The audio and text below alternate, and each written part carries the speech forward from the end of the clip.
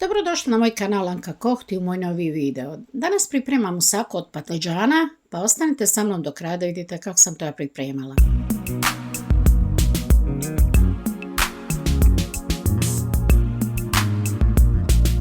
Ja ću 2 patliđana izrezati na kriške, potom ću ih staviti u slanu vodu. I ostavit ću tako jedno 10-15 minuta da bi oni svoju gorčinu popustili. U tavu sipam ulje i dodat ću nasjeckanu jednu glavicu crnog luka. Kratko ću ovaj luk da pržim dok ne dobije staklastu boju. Potom ću dodati oko 500 g faširanog goveđeg mesa. Sve ću ostaviti zajedno da se prži ili dinsta. Od začina za početak ću dodati malo vegete i soli.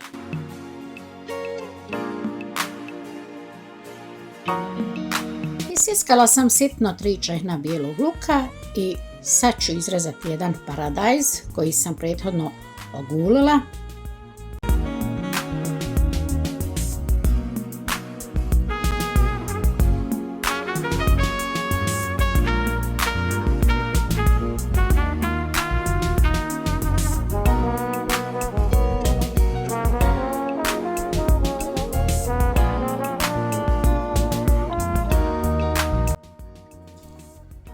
Jednu crvenu papriku također ću izrezati na sitne kocke.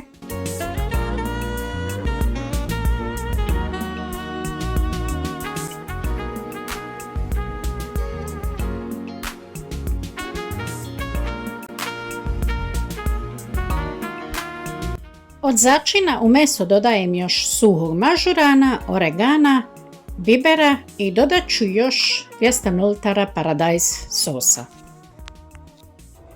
Ovo ću poklopiti i ostaviti polagano da se dinsta.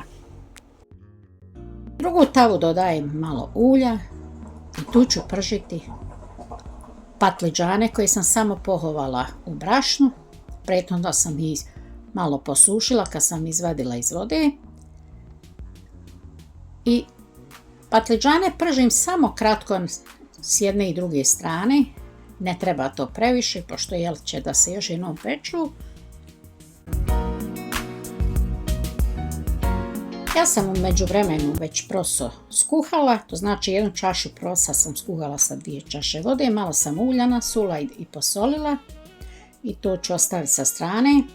I evo i patliđani su prženi, sad prelazim da pripremim bešamel sos.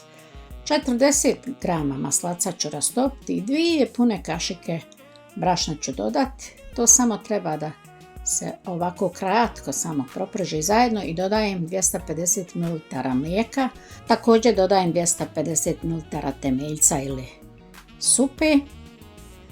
Začinit ću sa sol, biber i muškatnim oraščićem. I evo i bešamel sos je već skuhan. U meso dodajem malo peršuna i ono je već gotovo. Sad prelazim na slaganje musake. Na dno ove forme malo ću dodati bešamel sosa i prvo ću da redam patliđane.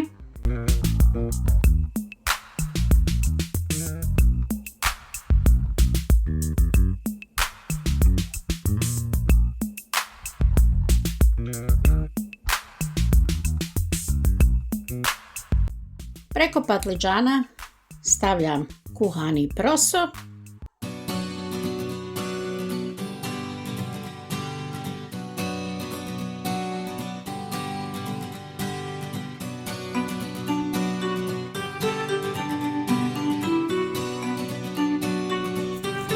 To znači pola količine prosa ću da sad stavim. Potom stavljam pola smjese faširanog mesa preko prosa. Preko faširanog mesa stavljam bešamel sos. Treba će nam 3 puta da prelijemo bešamel sos. Rasporedite otprilike onako odokativno. Na bešamel sos sipam rendani sir i tako ponavljam još jednom postupak.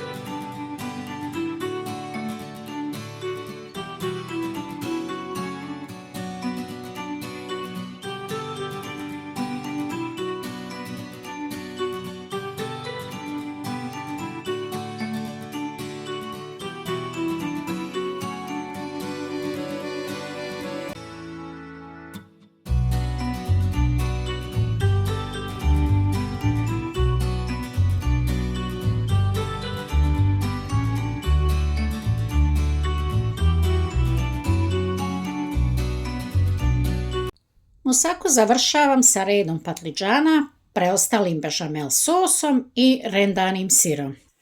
I ovo ide na pečenje od 180 do 200 stepeni, sve zavisi kako vaša redna peče, sve dok vam musaka ne poprimi odozgo ovakvu boju.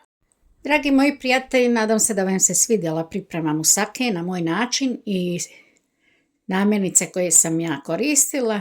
Musaka je stvarno bila izdašna i ako vam preostane slobodno stavite u frižider, vjerujte da ona neće gubiti ukus i nakon 2 dana meni je čak bila i ukusnija.